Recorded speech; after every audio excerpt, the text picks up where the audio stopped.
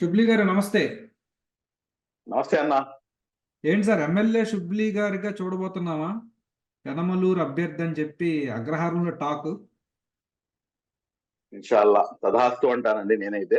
కానీ ఒకటి నేను మీకు అడిగారు కాబట్టి నేను స్పష్టంగా ఒక విషయం చెప్పదలుచుకున్నాను. అదేంటంటే నేనైతే ఎక్కడ కూడా నేను సీట్ అయితే అడగలేదు సార్. వాస్తవంగా నేను నారా చంద్రబాబు నాయుడు గారి దగ్గరికి నేను వెళ్ళి, సార్ నాకు సీటు కేటాయించండి, లేకపోతే నాకు ఎమ్మెల్యే పదవి కావాలి, నేను ఎమ్మెల్యేగా పోటీ చేస్తాను అని చెప్పేసి నేను అడిగిన దాఖలాలు లేవు.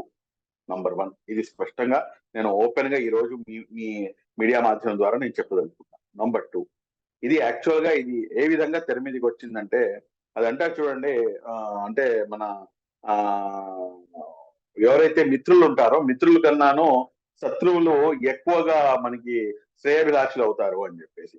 మేము దాదాపు 24th ఫిబ్రవరి రోజున మేము ఒక స్టేట్ జనరల్ బాడీ మీటింగ్ అనేది ఏర్పాటు చేసుకోవడం జరిగింది.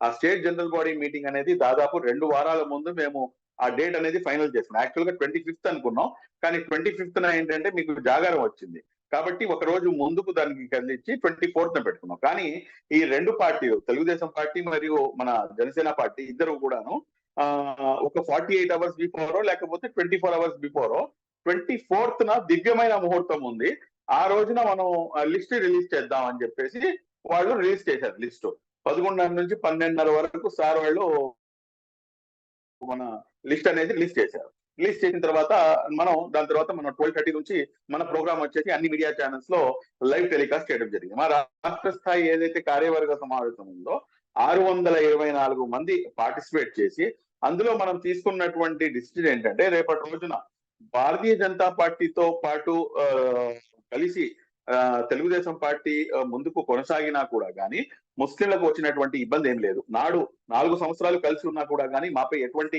అత్యాచార సంఘటనలు కానీ, మాకు అన్యాయం కానీ, లేకపోతే ఏదైతే మా యొక్క ధార్మిక ఆధ్యాత్మిక అంశాలు ఉన్నాయో వాటి అంశాల్లో ఎక్కడ కూడా ఎటువంటి ఇబ్బంది రాలేదు. ఒక నారా చంద్రబాబు నాయుడు అన్న వ్యక్తి ఒక చిప్ అనేది ఆయనలో ఇన్సర్ట్ అయ్యి ఉంది, ఇన్బిల్ట్ గా సెక్యులరిజం అన్న చిప్. కాబట్టి మనం పట్టించుకోవద్దు, రాష్ట్ర ప్రయోజనాల్ని మనం సింహభాగంలో పెట్టి ఆలోచించాలి అని చెప్పేసి యునానిమస్ గా తీసుకున్న డిసిజన్ ఏంటంటే, let us support Telugu Desam party అని చెప్పేసి. అదే పతాక శీర్షికల్లో కూడాను వచ్చింది, మొత్తం అయిపోయింది. 25th మార్నింగ్ అందరు కూడాను మన వైసీపీ మన సోదరులు ఎవరైతే ఉన్నారో, నేను సోదరులనే అంటానండి వాళ్ళందరూ ఏంటంటే నాపై పడిపోయారు.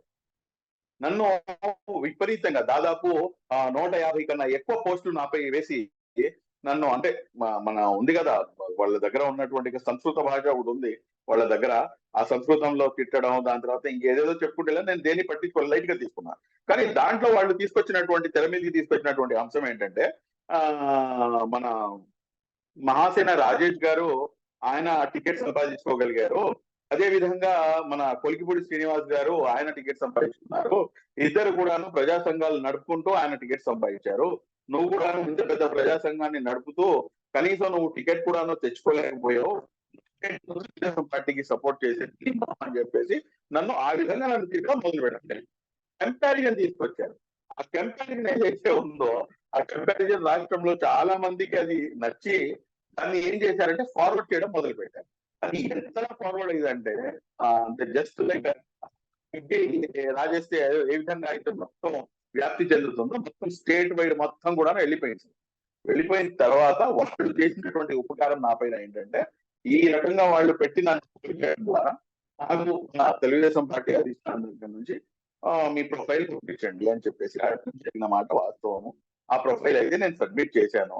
ప్రొఫైల్ సబ్మిట్ చేసిన తర్వాత ఐవీఆర్ సర్వే నేనైతే స్పష్టంగా ఒక విషయం చేస్తున్నాను సార్, నాకు కావాల్సింది రాష్ట్ర ప్రయోజనం.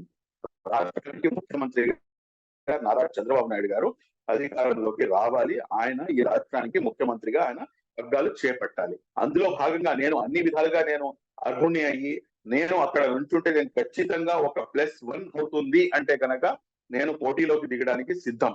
లేదు మీకన్నా ఇంకో బెటర్ క్యాండిడేట్ అండి అంటే కనుక కనీసం నేను ఇక్కడ చిన్న డిస్టర్బెన్స్ కూడా తీసుకుంటానండి. ఎందుకంటే నాకు కావాల్సింది నారా చంద్రబాబు నాయుడు ముఖ్యమంత్రి కావడం, తెలుగుదేశం పార్టీ అధికారంలోకి రావడం. కాబట్టి రాష్ట్ర ప్రయోజనాలు ఏదైతే ఉన్నాయో ఆ రాష్ట్ర ప్రయోజనాలకి ముందు పెట్టి నేను ఎక్కడ కూడా నేను ప్రెషర్ చేయడం కానివ్వండి, ఒకళ్ళ చేత చెప్పించడం కానివ్వండి, కనీసం ఆ పని కూడా నేను చేయను.